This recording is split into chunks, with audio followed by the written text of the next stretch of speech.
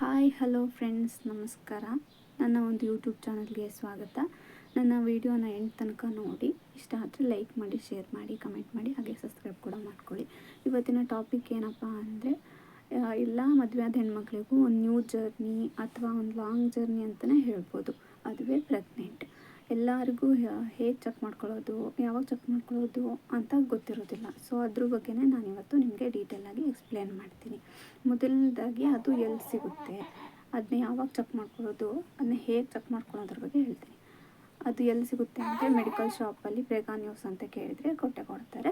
ಅದು ತೊಗೊಂಬಂದು ಆರಾಮಾಗಿ ಮನೇಲಿ ಚೆಕ್ ಮಾಡ್ಕೊಳ್ಳಿ. ಯಾವಾಗ ಚೆಕ್ ಮಾಡ್ಕೊಳ್ಳೋದು ಅಂದರೆ, ನೀವು ರೆಗ್ಯುಲರ್ ಪೀರಿಯಡ್ಸ್ ಆಗಿದ್ದರೆ, ನಿಮ್ಮ ಪೀರಿಯಡ್ಸ್ ಮಿಸ್ ಆಗಿ 1 ವೀಕ್ ಅಂದರೆ 8 ದಿನದಲ್ಲಿ ನೀವು ಚೆಕ್ ಮಾಡ್ಕೊಂಡ್ರೆ ನಿಮಗೆ ಗೊತ್ತಾಗುತ್ತೆ ಪ್ರೆಗ್ನೆಂಟ್ ಆಗೋದು ಅಂತ. ಅದು ಇರ್ರೆಗ್ಯುಲರ್ ಪೀರಿಯಡ್ಸ್ ಆಗಿದ್ದರೆ, ನಿಮ್ಮ ಪೀರಿಯಡ್ಸ್ ಮಿಸ್ ಆಗಿ 2 ವೀಕ್ಸ್ ಅಂದರೆ 15 ಡೇಸಲ್ಲಿ ನಿಮಗೆ ಗೊತ್ತಾಗ್ಬಿಡುತ್ತೆ. ಹಂಗೂ ಗೊತ್ತಾಗಲಿಲ್ಲ ಅಂದರೆ ನೀವು ನಿಮ್ಮ ಡಾಕ್ಟರ್ನ ಕನ್ಸಲ್ಟ್ ಮಾಡ್ಬೋದು.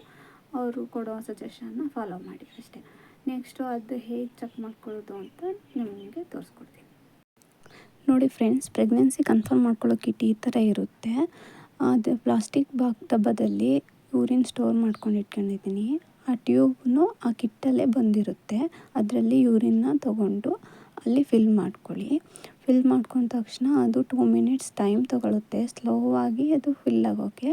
ಫಿಲ್ ಆದ ತಕ್ಷಣ ಅಲ್ಲಿ ಒಂದು ಲೈನ್ ಬರುತ್ತೆ. 1 ಲೈನ್ ಬಂದರೆ ನೆಗೆಟಿವ್ ಅಂತ, 2 ಲೈನ್ ಬಂದರೆ ಪಾಸಿಟಿವ್ ಅಂತ ಅರ್ಥ. ಅಕಸ್ಮಾತ್ 2 ಲೈನು 2 ಲೈನು ಒಂಚೂರು ಕಾಣಿಸ್ಲಿಲ್ಲ ಅಂದರೆ ಅದು ಇನ್ವ್ಯಾಲಿಡ್ ಆಗಿದೆ ಅಂತ ಅರ್ಥ. ಅಷ್ಟೇ ಫ್ರೆಂಡ್ಸ್. ನೋಡ್ಕೊಂಬಂದ್ರಲ್ವ, ತುಂಬ ಈಸಿ ಸ್ಟೆಪ್ ಅಷ್ಟೇ, ಏನು ತುಂಬ ಕಷ್ಟಪಡಬೇಕಂತೇನಿಲ್ಲ.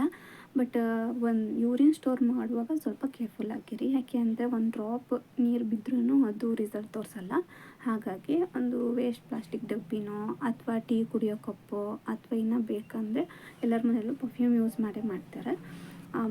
ಮೇಲಿಂದ ಕ್ಯಾಪ್ ಇರುತ್ತಲ್ಲ, ಅದರಲ್ಲಿ ಬೇಕು ಅಂದರೆ ಸ್ಟೋರ್ ಮಾಡ್ಕೊಂಡು ನೀವು ಚೆಕ್ ಮಾಡ್ಕೋಬೋದು. ಹಾಗೆ ಇನ್ನೊಂದು ವಿಚಾರ ಹೇಳ್ತೀನಿ.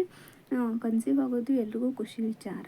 ಅದನ್ನು ನಿಮ್ಮ ಪೇರೆಂಟ್ಸ್, ಅತ್ತೆ ಮಾವ ಇಲ್ಲ ಬ್ರದರ್ ಸಿಸ್ಟರ್ ಹತ್ರ ಹಂಚ್ಕೊಳ್ಳಿ. ಬಟ್ ಸ್ಟೇಟಸ್ಗೆ ಅಪ್ಲೋಡ್ ಮಾಡೋದು, ರಿಲೇಟಿವ್ಸ್ಗೆ ಫ್ರೆಂಡ್ಸ್ ಹತ್ರ ಹೇಳ್ಕೊಳ್ಳೋದು ಸ್ವಲ್ಪ ಅವಾಯ್ಡ್ ಮಾಡಿ. ಯಾಕೆ ಅಂದರೆ 3 to 4 ಮಂತ್ಸ್ ಒಳಗೆ ಮಿಸ್ಕ್ಯಾರೇಜ್ ಆಗೋವಂಥ ಚಾನ್ಸಸ್ ತುಂಬ ಇರುತ್ತೆ. ಯಾಕೆಂದರೆ ಈಗಿನ ಫುಡ್ ಆಗಿರುತ್ತೆ.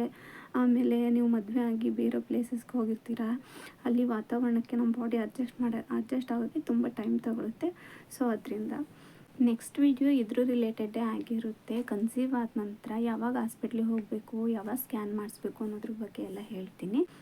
ಈ ವಿಡಿಯೋದಿಂದ ನಿಮಗೆ ಹೆಲ್ಪ್ಫುಲ್ ಆಗಿದ್ದರೆ ಲೈಕ್ ಮಾಡಿ, ಶೇರ್ ಮಾಡಿ, ಕಮೆಂಟ್ ಮಾಡಿ, ಹಾಗೆ ಸಬ್ಸ್ಕ್ರೈಬ್ ಕೂಡ ಮಾಡ್ಕೊಳ್ಳಿ ಅಂತ ಹೇಳ್ತಾ ಈ ವಿಡಿಯೋನ ಎಂಡ್ ಮಾಡ್ತೀನಿ. Bye friends.